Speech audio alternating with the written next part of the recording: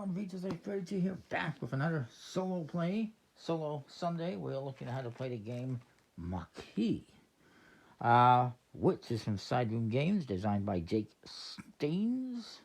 Hopefully I'm pronouncing it correctly. Let me just double check here. Artwork is provided by Ilya Baranovsky and Mark Tuck. Mark Tuck has done a lot of solo games. He was involved with this one as well. And I've got more of his solo games coming up. I've done some. I have more to come. Fitting name for a guy who does card games, Tuck, right? Again, from Sideroom Games, this came out in 2019. There's been a couple of versions. This is the most recent version, the second edition. Pretty hard to find outside of their website. You get this nice board that has this map of this region of France. I'm not sure where exactly it is, but it's just all about the Maquis rebellion during World War II. If you're not familiar with it, definitely recommend checking it out, finding more information. I don't know much myself, but I know at least that much. I guess it was Golden Geek nominated by Board Game Geek, or a winner, I don't recall. But it's basically a solo worker placement game with different types of goals. It takes about 20 minutes. And yeah, you're doing all sorts of stuff. At the same time, while you're placing out your workers, your agents, your resistance agents, you're also going to be putting out militia collaborators and war-marked soldiers, potentially, who will patrol the area. If your agent doesn't make it back to the safe house, they get arrested, and you won't see them again. So what do we get in this game? As to point out, there's, we'll talk about the difficulties. You get the game board, which is very nice, folds up. On the other side, you got some nice artwork as well of more, well, it's the same map. It's just a different image. It's very cool. Don't know exactly which region this is. It says here that they're attempting to dismantle the Nazi occupation of France during World War II. And the Axis-controlled government has installed a paramilitary unit called the La Maquis. Militia, I don't know how you pronounce it. Militia, which is tasked with policing the populace and fighting the resistance. But if the resistance proves to be too formidable, the government will not hesitate to call in the German military, the Wehrmacht, to deal with the dissent. That's these red soldier guys, that's the German soldiers, and this is just the militia officers in blue. I'll go over all the different parts in a minute. You have 15 days, which is what's illustrated here on the side, to complete your objectives. If you do that, you still have some soldiers left. Well, even if you don't have officers left, as long as you complete the objectives, I guess you win. It's going to depend on the objectives, though, I guess, the missions. And yeah, it says you're trying to engage the Nazi occupation of France in une petite guerre, which is a small war in France, to throw off the yoke of oppression and free your homeland. Free my people. Anyway, yeah. Now on the board you got these free spots here. This one, and this one, and this one, the spare rooms, which actually have a indentation that allows you to put these in there if you acquire them, to give you different things, different people you can check out, which we'll get into in a minute. So you get the game board. You get the 5 resistance pawns right here. We will start off with 3 in the safe house, and we will have 2 here by the cafe that we can acquire by trading food. You trade 1 food, you get another resistance worker. But the more resistance workers you have, the more patrols are going to come out, which I will explain in just a bit. You have the 5 blue militia patrols. You got 5 red soldier patrol pawns. You got 32 resource tokens. This includes just all of these here. different resources. You got the red weapon, it's a gun, which we're going to need for this mission. Green food, that's a baguette apparently. Well, actually, it's not baguette, it's probably a French bread. This is blue intel. There is cyan poison. I guess it's cyanide.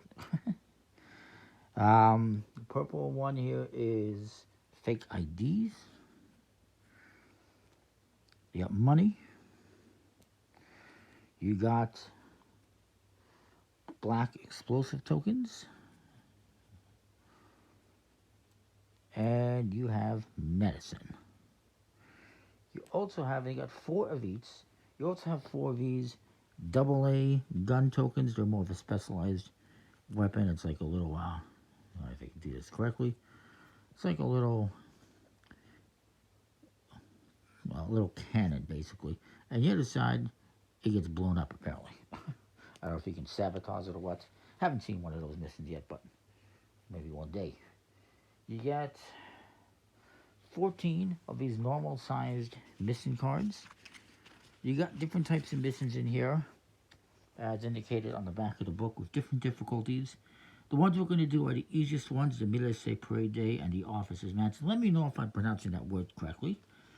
But there's also easier ones, which are 1-star, 2-star, which are harder, and 3-star, which are hardest. Speaking of which, these ones are the 3-stars. Ones. There's 4 of them. They're like tarot-sized. I'm not sure why they're so big. One thing to point out about all the missions is that you'll see they have this little connection point on the bottom, and they will connect to these 2 roads here. So we'll put them there. We'll look at them in a minute, what those ones are, and they come in a tuck case. There's also,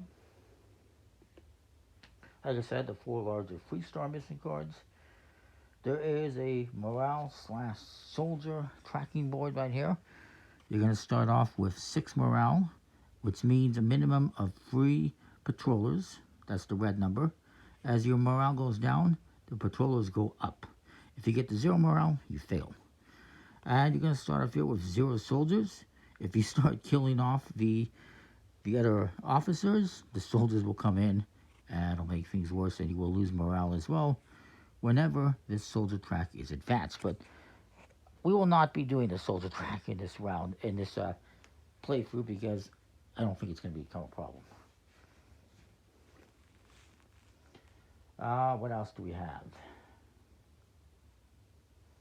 We have the 10 patrol cards. Each one has 3 different locations on it. And what you're going to do is when it comes time to put one of these on the board, you flip over a card, look at that location. If there isn't already a patrol or one of your people at that location, like this one is Radio B, you would put this guy on Radio B. If there's already someone at Radio B, you would look at the second one, and then eventually you might also get to the third one. If all 3 are occupied, and you have a person on one of them, they will attempt an arrest. But again, it probably won't come down to that. It's a good idea. You can look through those cards as you play through them.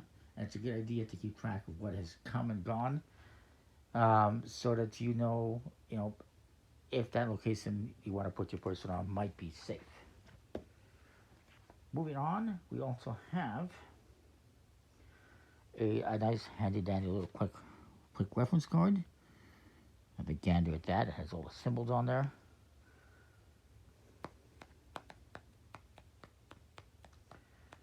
We have 9 of these spare room action tiles. And so you can spend resources to get these guys into one of these spare room locations. That's indicated by you spend these resources and you get the key, which lets you put in here. And then these, if the pharmacist hits here, you can spend 2 medicine to get 1 poison, for example. There's a chemist lab, a forger, the propagandist, the counterfeiter, the smuggler, the fixer, informant, safe house, and that is that. The safe house, there's a chemist lab as well, where you can make explosives apparently. Using a med kit, you're gonna MacGyver it, apparently. The safe house is probably the best one because because at the end of the day, once you send out your guys and you put out the patrol officers, if the patrol officers are blocking the path for people to get back, that's when you get arrested. But if you have a second safe house somewhere, that gives you an alternative location to send people. Again, we probably won't be dealing with these for this because it's a pretty simple objectives that we're going to do in this game. Maybe one day we'll do something harder. Maybe.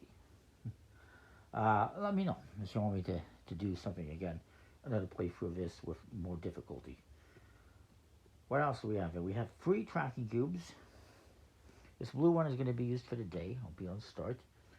The red one is for soldiers. It's going to go here into 0 as I move everything around. It's probably not going to move from the 0. It hasn't so far. And the white one is for tracking the morale. And it's going to go on the start here at 6. Hopefully we can see all this all right. I'll probably zoom in just a little bit so you can see better. Bear with me.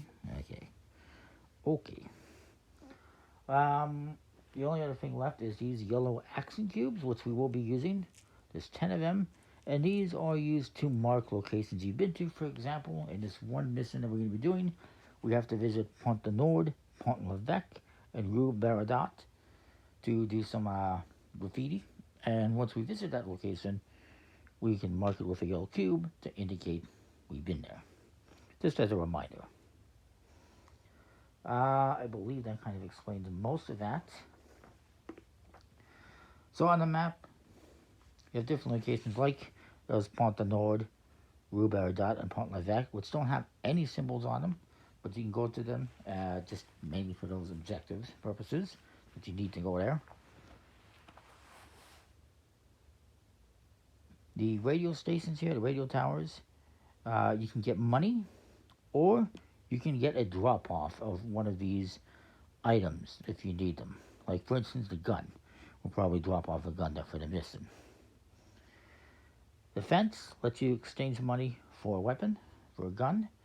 The doctor gives you a medicine, health. You get food from the grocer, of course. Obviously, these spare rooms, you can trade in 2 money tokens to get a spare room. And then once you get a spare room, the safe house doesn't cost anything to use. But other stuff is going to cost you items to use, and there's different benefits to it.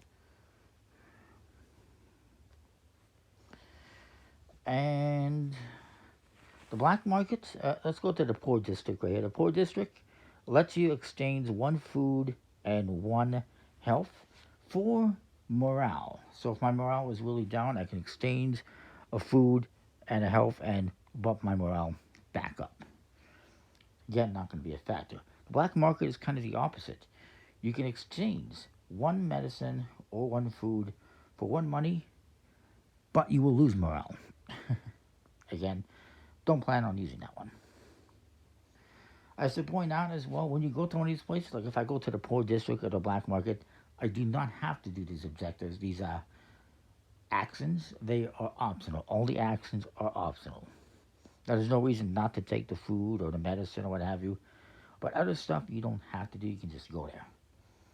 These ones at the bottom here, the safe house, the fields, and the cafe, you will never get arrested there because they are not on the patrol cards. The patrollers will never come to those locations. They are safe.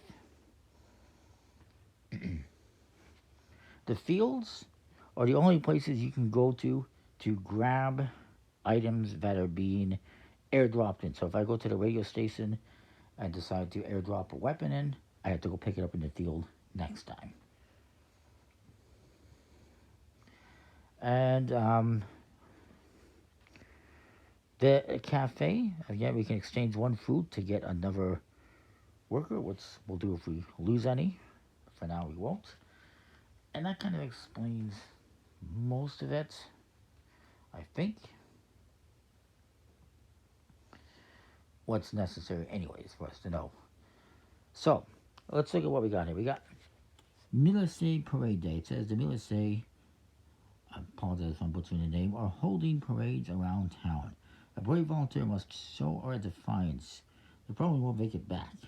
You have to deliver one weapon to Rue Baradot on a parade day, which is days 3, 6, 9, 12, and 14. Incidentally, the ones marked in orange, probably used for multiple missions. The worker will be arrested. You will increase your morale by 1. Before this mission is completed, the road between Rue Baradot and the fence is blocked on parade day. So if it's parade day, I have to keep in mind if it's parade day, we cannot get from the fence to Rue Baradot. But we can't go this way. The other one here, Officer's Mansion. These are the two kind of beginner ones. The local commander has commandeered a fancy house north of town. We need to make sure he knows that he will never have us cowed. You must place a worker on Rue Baradot, Pont l'Evêque, and Pont de Nord to write anti-fascist graffiti. You will place markers during the action phase to track graffiti. Once all 3 locations are tagged, you will place a worker here to complete. One more note. These cards, they have a star on there. You will also see a star on the poor district and the spare rooms. And I guess theoretically you can't go to the spare room anytime you want, even if you don't put one of these on there. You could just go there.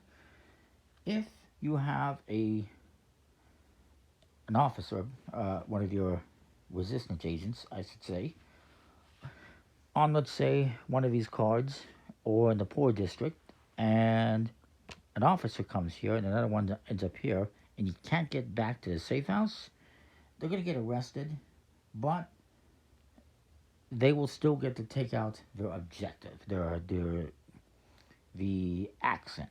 Any of these that have this little star symbol, you get to take that accent, even if you can't make it back. Otherwise, for the other ones, you have to be able to make it back to take the accent.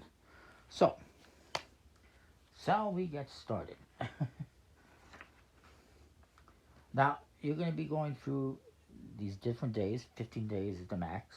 Each day, you'll have 3 phases. A placement phase, an action phase, and an upkeep phase.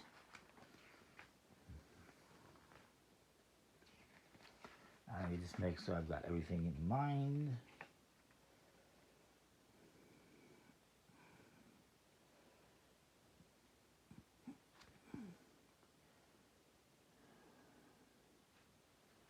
Now, once you move a day tracker to one of these orange days, you will also lose some morale. Alright, but anyway, let's get started. So, to start off, I'm going to put out a worker, keeping the objectives in mind, and then we will put out a patrol. So, I will put a worker on Pont l'Evêque, since we need to go there to do some graffiti, and it keeps this path kind of open. I'm going to do that.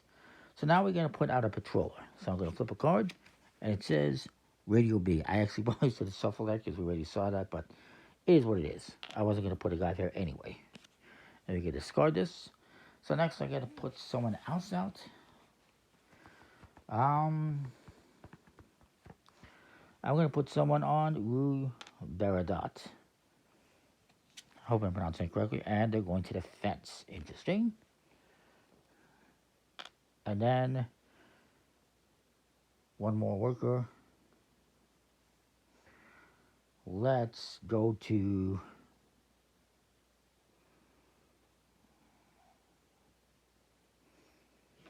the grocer. Well, I don't need to keep that pathway open, so if they want to go to the grocer or whatever, that's fine. Let's just go to Pont de Nord. Why not? And let's see where they go. Pont l'Evêque. Now, since I'm at Pont l'Evêque, they won't go there. They will go to the black market, which is fine with me. So that's how that works. If the first location has someone there, they will get the second location. If there's someone there, they go to the third. And then from there, we go on to Western. Hopefully that doesn't happen. So black market. So now we've placed all our workers. We've done the placement phase. And we'll go to the action phase. So I don't have any actions other than I'm going to mark all these locations as visited for the purposes of. Well, I got double text on it. So Pont de Nord, yes, you can get back. Same with Roubaix. And since it's not parade day, because it's not the third, he can go this way if he wants. Or, well, he's not going to go to the fence anyway because the officers are there. So he's going to go this way. So he's safe to go back. He's safe to go back. And he's safe to go back. Just like that. We'll put these guys back in the safe house. So they've completed those objectives. So now, if we want, we can send someone here.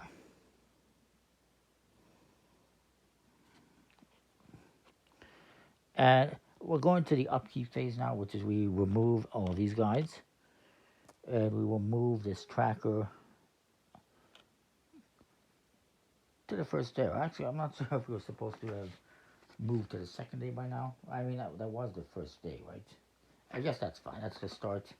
Or maybe, let me just double check.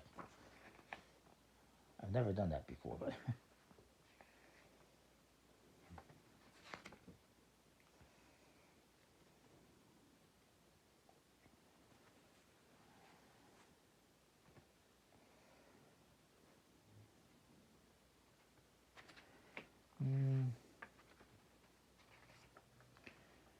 I mean, you only move now in the upkeep phase, so as far as I'm concerned, I don't know if we're supposed to be in the second day or not at this point. I am...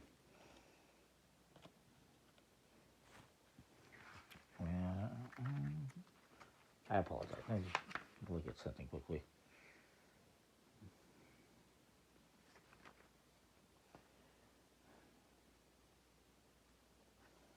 Oh, whatever. We'll just go with it.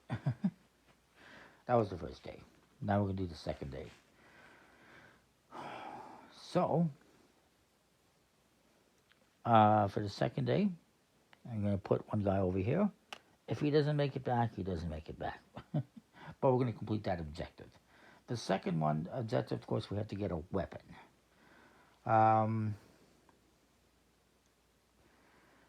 To do that, we could go to the fence and trade money for a weapon, but we need to get money. Or we could go and actually, I placed a guy, so I have to do this first. Radio B. Okay, so we're definitely not going to Radio B. So I'm going to put this guy on Radio A. And grocer, okay? Well, I was going to go there. I guess I'm not no more. I will put this guy over in Pont-l'Evêque. Oops, I got too many guys here. I'm going to put this guy in Pont-l'Evêque. Sorry, I stole one of these guys. I put him in Pont-l'Evêque just to make sure this guy has a path back. Although, if they go to the doctor, that's going to be screwed. Well, we'll see what happens here with this last one. He goes to Radio A, which he can't do because I'm there. So they're going to go to Roubaix, which is absolutely fine. And they're going to see the graffiti and be like, what the heck? So, let's do the action phase now. This one is now completed. This guy can't get back, so he's fine. He's safe. This guy is over here. And by the way, when you're doing the actions, you can do them whichever order you want. He is gone over here. He's going to airdrop a weapon into the field. Doesn't matter which one. I should point out, if I have something in this field, I cannot airdrop something back into that field. I'd have to airdrop it into this field. And if there's no air fields that are empty, no fields that are empty, I can't airdrop anything. So he's done that. He's back. And then the other guy is here. He's fine. He's just going to come back. We'll clear all these off. And now we move on to day 2. I guess.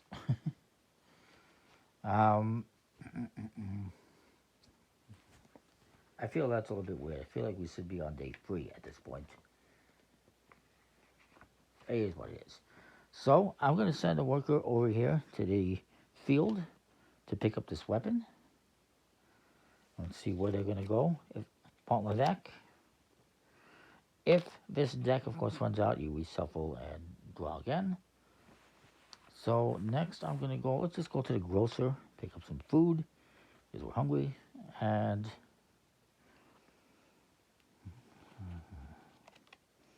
void at radio A,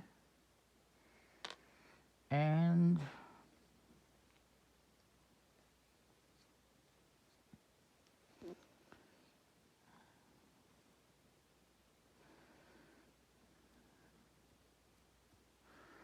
where am I going to do the third one?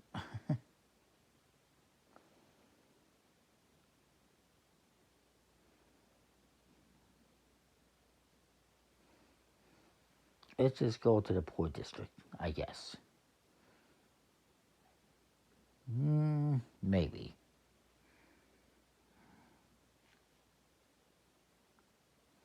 It's not going to make that much of a difference which way I go, where I go.